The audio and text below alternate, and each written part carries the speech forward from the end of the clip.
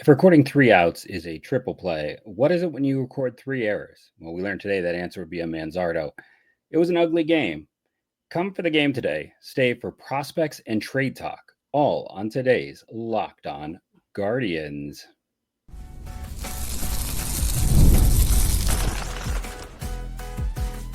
You are Locked On Guardians, your daily podcast on the Cleveland Guardians.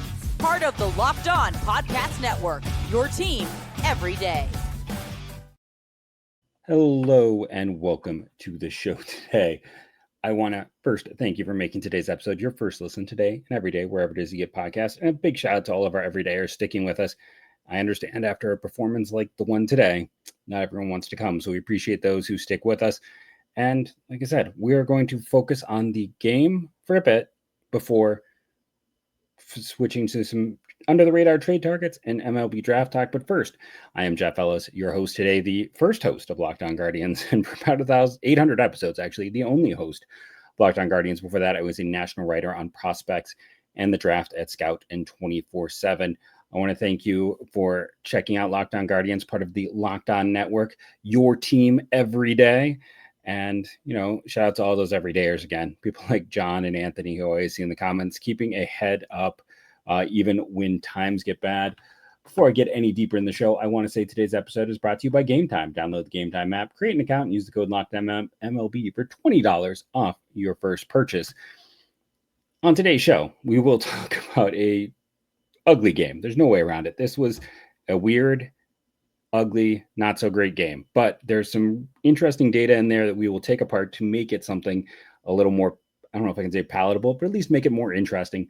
I'm going to come at you with some trade chatter, trade ideas, not the names you are used to hearing, not the guys you're used to thinking about, but guys who could help a team, specifically a team like the Guardians with some of their issues and holes. And then, of course, we're going to end with some MLB draft talk. We are getting so close, and it is such a big part of, what I do that I couldn't help but talk about it. But first, Guardians lose 6-0 today.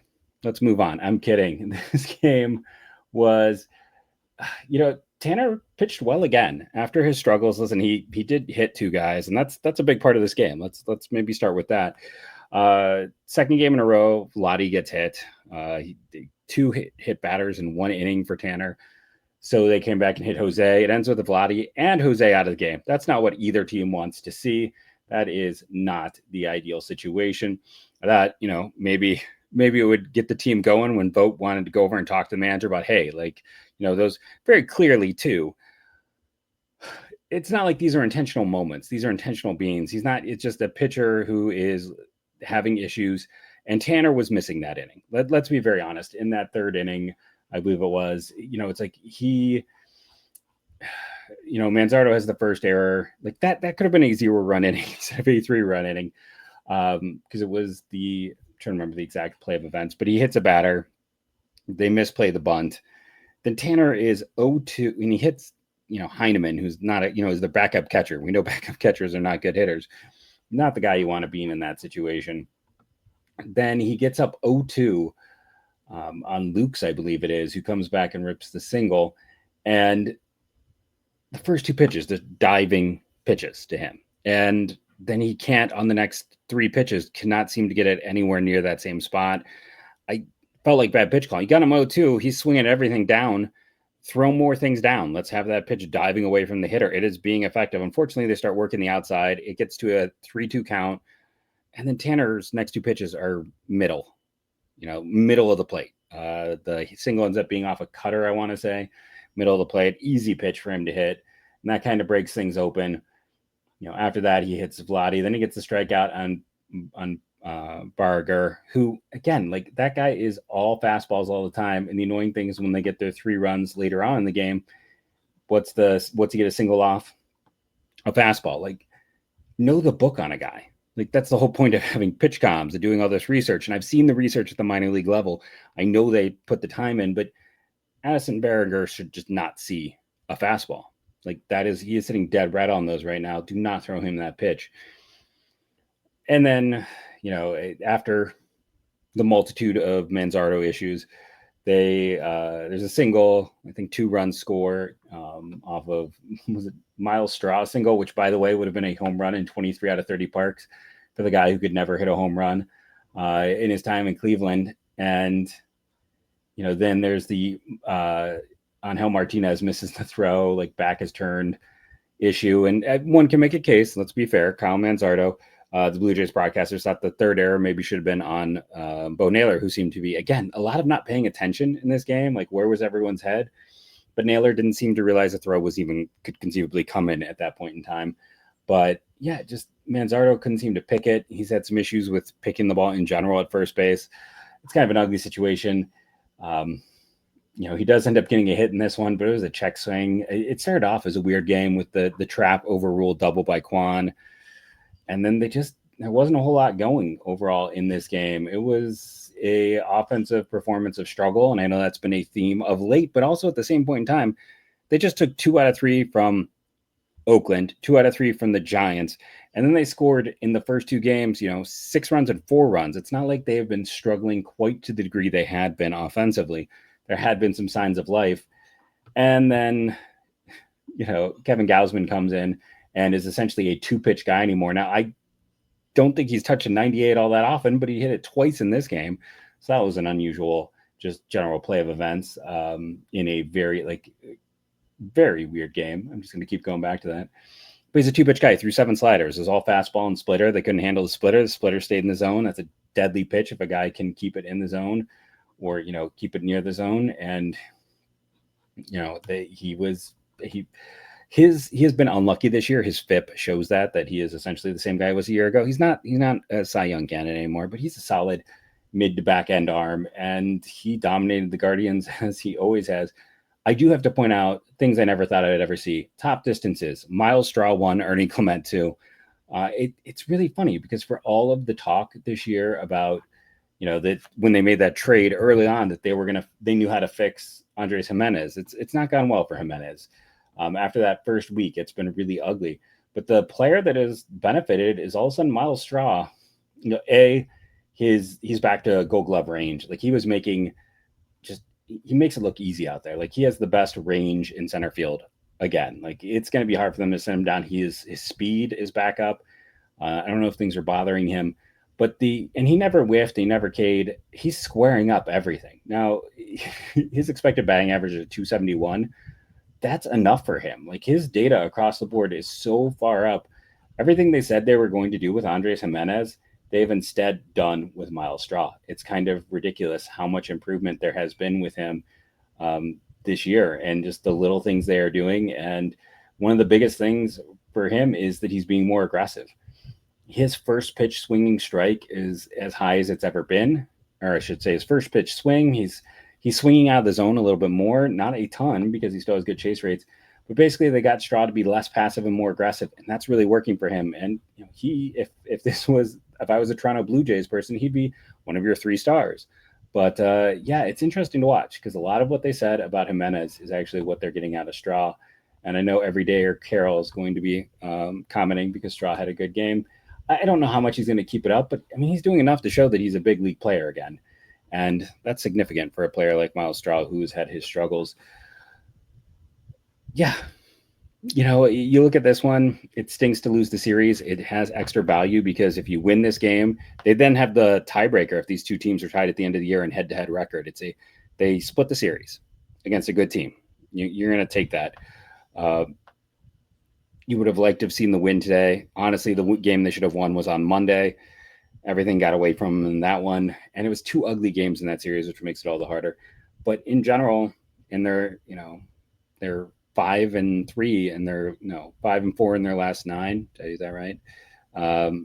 It's an improvement. And that's what we're looking for, is the incremental improvements.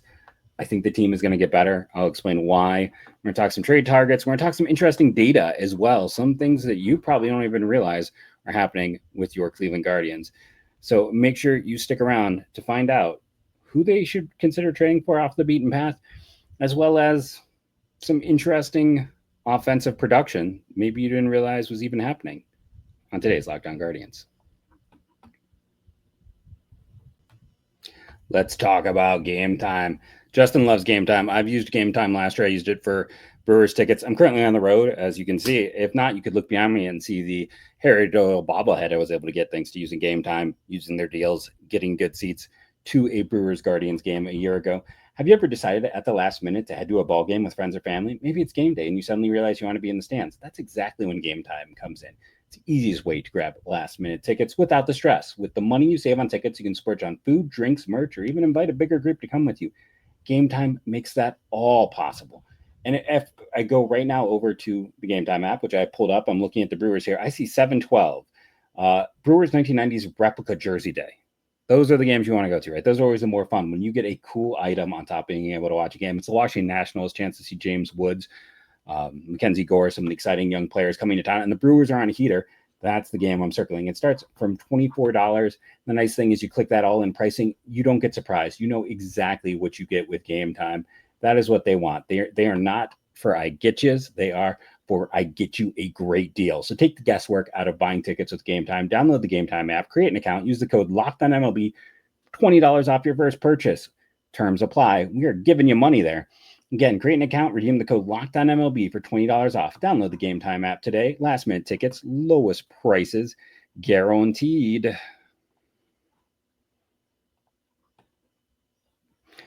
And I want to thank for having you back. Make sure you are checking out all the fantastic Locked On content we have all over the network, all sorts of places. Thank you for joining us. And just wanted to take that moment. Hey, check out the Insiders program if you want even more content coming up with us here at Locked On Guardians. And as always, I say check out my buddy Bryce if you want some Rangers talk. I've always been Bryce and I go way back in the network. So let's talk about first some surprising data, then we'll go into some trade targets that are a little bit under the radar. If I were to ask you, in terms of MLB ranks, 1 to 30th, what is the Guardians' best position in the month of June? When they've had this June swoon, things are not going right for this team. What position is their best relative to everyone else? If you guess left field, you're right. It surprised me a bit because it feels like Juan has been a little inconsistent at points. But number one, if I said what's number two, I think most people would have said third base. And technically it's true. Here's the weird thing, because Will Wilson brought down the value of that position. They're actually 17th at third base, which is also the exact same ranking they are when it comes to center field. They are 17th in WRC plus relative to the rest of the league, 17th rated. This is, through Thursday, not counting Thursday's game. And I want to pull up the exact reason why, because I think people don't quite realize sometimes what is happening with certain players on this team. And the big reason why they are 17th is, one, it is a lower value because center field does not have as high of production. But the other part is Lane Thomas in the month of June, he has a 296 BABIP, so he is within an acceptable range. Honestly, that's low for a guy with his speed. 262 average, 354 on base, 476 slug, a 137 WRC plus. Lane Thomas has had some ups and downs, but now that he is finally healthy, we are seeing a different Lane Thomas out there. And that is why that is tied for their second best position in runs created plus. It would be much higher. Like the whole position, a 137 in center field would be good for the fourth best value, a spot above the Twins with Byron Buxton. But Angel Martinez in the month of June is spotting a 48 with a 197, 221, 318, kind of bringing the position down in his time playing it. So Lane Thomas has been playing better.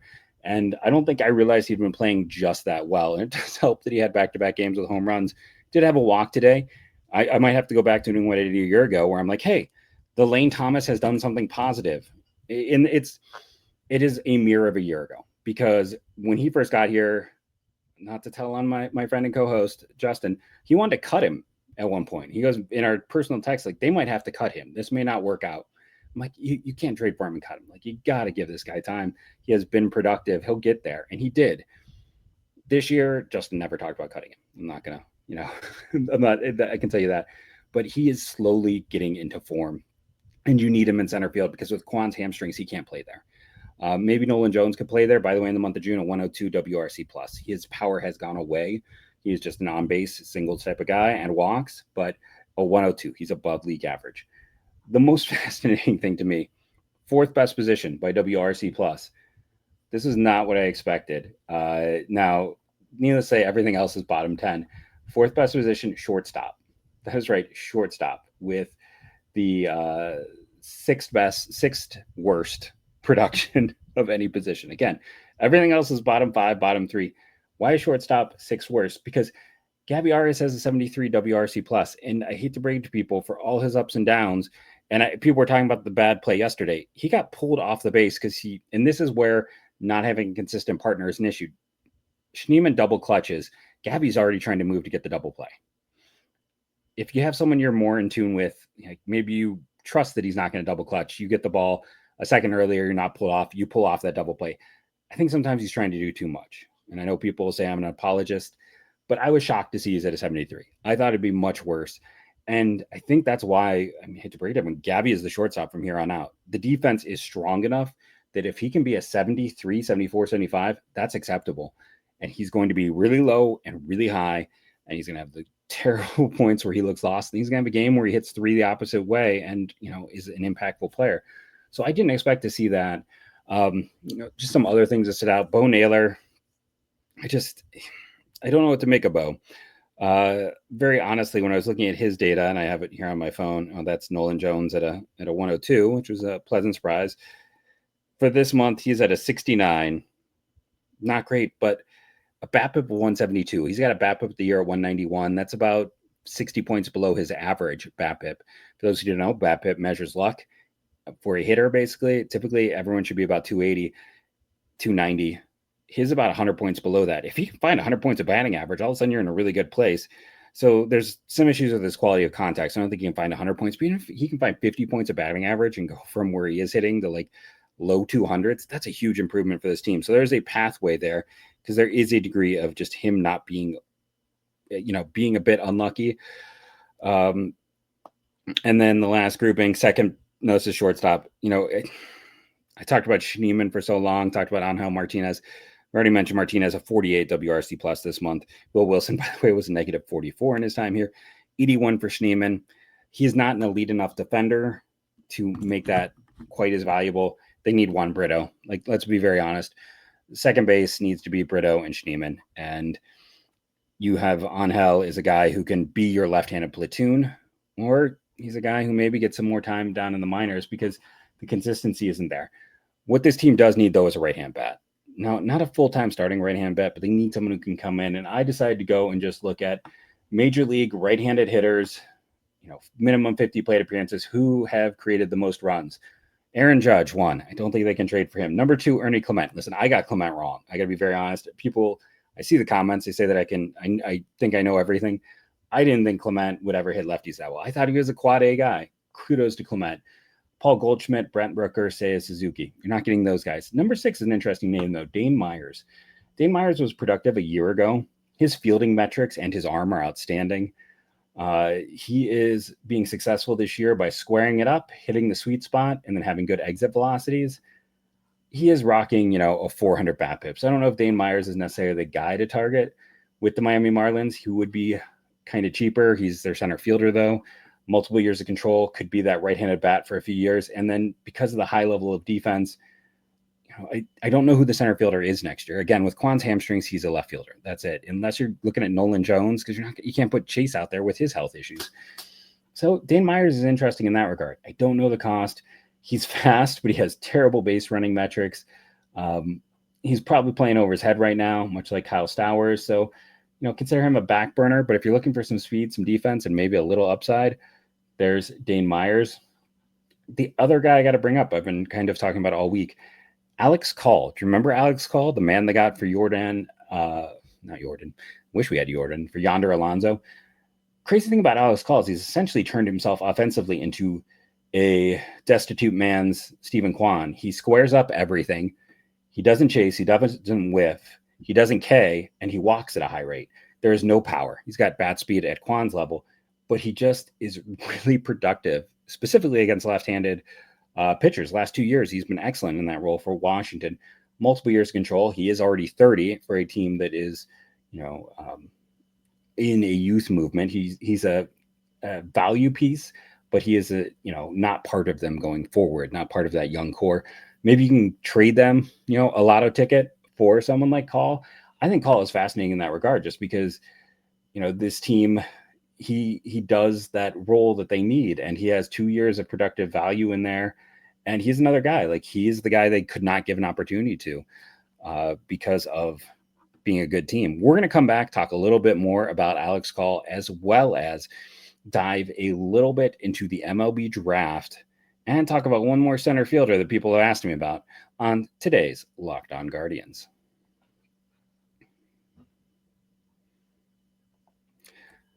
But first, let me talk about our fantastic friends over at Epicor.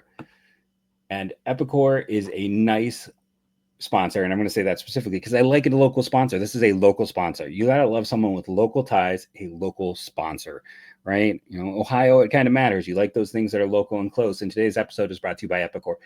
Every team knows the value of hard work, of taking pride in what you build, and practicing every detail to get the best results. But no one player, no matter how amazing, can do it alone. Working together makes getting the win easier. At Epicor, the all-stars are the hardworking manufacturers and distributors who create and deliver the things we need. From aerospace to electrical to medical devices, Epicor ERP solutions are created by industry experts to help make every day easier. Seeing your whole supply chain? Easier. Managing logistics? Easier. Responding to price changes? Easier. From small businesses with big dreams to growing enterprises with global vision, we'll equip you with the right tools to move forward, think ahead, and lead the way.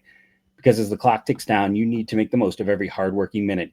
Easier doesn't cut corners. Easier takes the lead. Discover your success at www.easierwithepicor.com. That's www.easierwithepicor.com.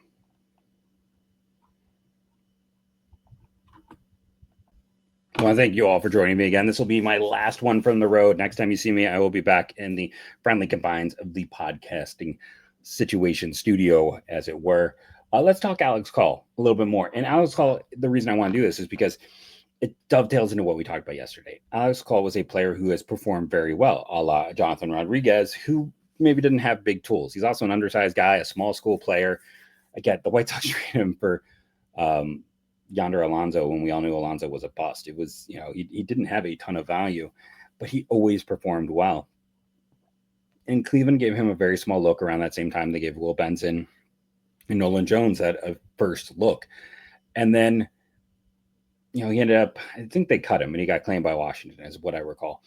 And then Washington actually gave him an extended look and he's performed. And when you are a good team, you can't do that. You kind of have to let the other team sometimes finish, you know, put the glaze on the pot, as it were. I don't know where that analogy came from. You need to finish the job for you, because when you are good, you can't afford to let a player mature at the major league level.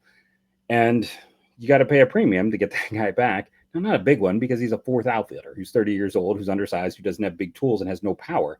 But do I think Alex Call can make this team better? When Juan Brito is healthy, I think it's when he's ready to go, which I think will be in the next week, Brito for Martinez makes a ton of sense. When Chase DeLauter is ready to go, DeLauter for, you know, Jonathan Rodriguez makes a lot of sense. So maybe you don't need an Alex Call. But I think there is a way to make this work. Specifically because, like, Nolan Jones is okay against lefties. He's not great. But the problem is, if you trade for Call, then you probably got to cut Jones. So, you know, maybe that's not the right call, as it were. But I think he's a fascinating player to look at in that regard, just because of what he's done and relative to Cleveland. They couldn't give him that opportunity here. And now he's kind of what they need over there. I do want to talk about Chase DeLauter again, because I think one of the things that's kind of getting lost in some of the jumble here is, since Nolan Jones is performing okay, I am all for, like, go get Chase. Like, bring him up, put him in. Just let those two split. Like, if Cleveland feels like, okay, you know, he's got to play like 4 days a week right now, then fine, play 4 days a week. Let him build up his health so he can be a more constant player. So you can have him for the whole season. And so he doesn't have that inevitable, what feels like right now, the second injury that knocks him out for a month later in the year. Like, this is a guy who always has 2 to 3 injuries a year. If you gotta, you know, play him not as much. The other thing too here, very honestly, is, I know David Fry had the big hit or the big bunt, but him being a DH with, you know, Manzardo's mostly a DH. And a lot of people ask this question. Kayfus is an above average defender at first base. He is your first baseman in the future. Carlos Santana is having a rough June. Maybe that future is sooner rather than later. This team does have horrific luck with free agents. Cleveland should never sign a free agent, is what it feels like. I don't know why nothing ever seems to work when they sign a free agent, unless it's a scrap heap guy. If they give a guy money, you know it's going to be bad. But other than that, it's, like Kayfus is the first baseman sooner rather than later. So you got Manzardo, who's more your DH. Called and gives you a little more depth in the outfield. You'd have Schneemann, who can play everything on the infield. And, I think a bench of Schneemann, Call, Jones, essentially, with the latter. And then Hedges, I know people aren't happy with Hedges, but whatever. Like, he's an important part of the leadership dynamic of this team. I'm fine with that. Let me know what you think. Make sure you comment below. Am I insane? Go check out Alex Hall. It's 2 years of really strong production in a very specific role that this team currently needs because, hopefully a healthy David Fry can bounce back. But we put a lot of eggs in the David Fry basket off of one good year. And you never quite know. And it was kind of in some respects off of, a few good months. And right now he can't be that backup catcher. He can't play the outfield. He's a third baseman at points in the minors. I don't think he's ever played that in the big leagues though. But you can't run a guy on your bench who's just especially because Manzardo needs to play more. Like, I'm agreeing with people. I am a slow to make changes type of guy, but we've seen enough data now that you need to know at this point that like Manzardo needs to play every day as a DH. If Jose is going to DH for the day, that's when Manzardo gets his day off, and that's it. That's the only reasons to. And then, with this team where they're going, adding a right-handed bat, it's not working with Noel. It's not working with Rodriguez. Finding a way to get that guy on the fringes. I do want to talk about one other thing. By the way, the most productive center fielder in the month of June, Los Angeles Angels, because of Jo Adell. I mentioned I was asked earlier to talk about should the Guardians try to trade for him. And Jo Adell is fascinating. You want to talk about a roller coaster, ups and downs. He was a guy who kind of slipped a little in his draft year. It was still a high pick, but like the value, people were afraid of the swing and miss. And then he had some great minors, and then it's taken a while. The big difference for him this year, he's got 17 home runs. He had 20 a year ago. It's what we talk about with Myles Straw. It's being more aggressive on that, not being so passive with the first pitch. So many pitchers are trying to establish the strike zone and throwing first pitch strikes. We've seen how many times with Tanner and Gavin this year try to do that. And, being hunting on that first pitch. And Jo Adell has been a little too passive throughout his career, and he's being more aggressive. I don't think he's going to sustain the level he is at quite right now. But I also see no reason why, with 2 years of team control, 26 and 27, not counting this year, why they would trade him.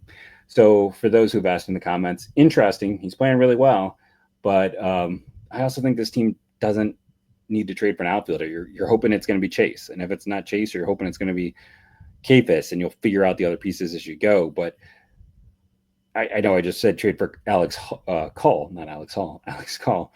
But when you're trying to trade for Alex Hall, you're trading for a supplementary piece, not a full-time starter. And I think they kind of have the parts and pieces in there where I feel a little more comfortable going for the supplemental piece.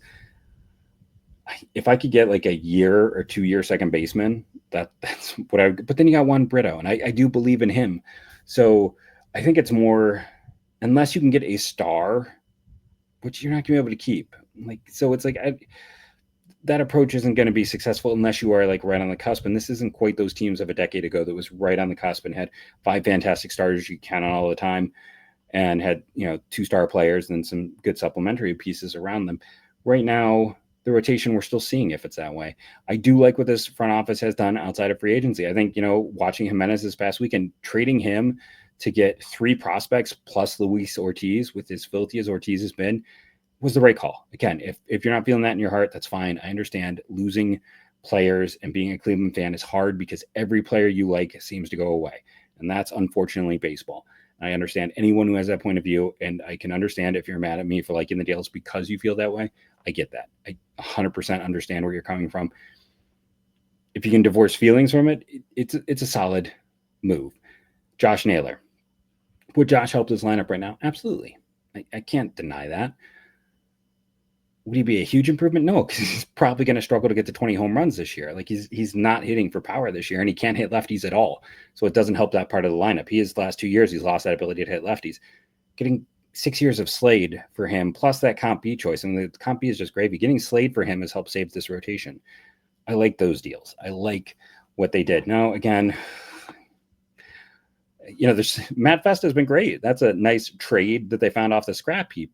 But it's the Seawalds, the Junises, Carlos Santana is one of my all-time favorite players. Right now, he's not cooking. He's about a league average bat over the course of the year. We'll see if he can pick it up as it gets into July. But I am slightly worried that Father Time has come for him right now. And if he has, even though Kayfus is missing a ton in the zone, one of the highest swinging strike rates and things like that, like these are the data points we look at because everyone hits in AAA, and you got to look at some very specific areas. And the divide between AAA and the majors has never been bigger. That I'm just not 100% sold on him quite yet. I think he's going to be a fine young player. I think he'll get there. I am sold on DeLauder, and that's why I'm ready to go out and mention him. Not so much time to talk about the draft, but let's go ahead and bring up one of my favorite under the radar players. So if you've been a longtime listener of the podcast, someone earlier in the year I mentioned was Steve Millam from LSU. Got to say, it has not gone well for him in conference play. So let's move over. And if you're paying attention, a relative local kid in Boston Smith ended up tied with Mason Neville for the home run lead ahead of Andrew Fisher. Now, Boston Wright is a Wright State catcher. I'd have to actually look up, where he went to school, in terms of high school. He's from Vandalia, Ohio. I probably got that wrong. He's an older kid. He's going to be 23. Started out at University of Cincinnati before transferring to Wright State, and then just every year mashed more and more. I got a report of a 108 exit 90th percentile exit velocity. So, there's no whole lot because the Wright State is, even though it's produced a lot of talent and did produce Sean Murphy, he's not a Murphy level player, but the high level of production makes Boston Smith one of those fun players I'm very intrigued to check out this year in the MLB draft. Keep your eyes on him. I will eventually do a local player section on the show. I also want to say I spent some time on Josh Hammond today. I'm coming around on him. I just don't think he is going to get to Cleveland. He's a fascinating player. Dad is the coach at High Point, where Cody Allen is the most successful player all time from High Point. I want to thank you all for joining me today. Remember to rate and review, download daily. It helps. Big shout out to all of our everydayers. I want to say again, thank you all we cover your team every day here at Locked On Guardians, all aspects, and I hope that you've enjoyed the show. I look forward to being off the road and talking to you all. I'm hopefully going to be back discussing a series win over this weekend. Thank you all, and go Guardians, go. Comment about other college players, other prospects off the beaten road you'd like me to talk about in the future below.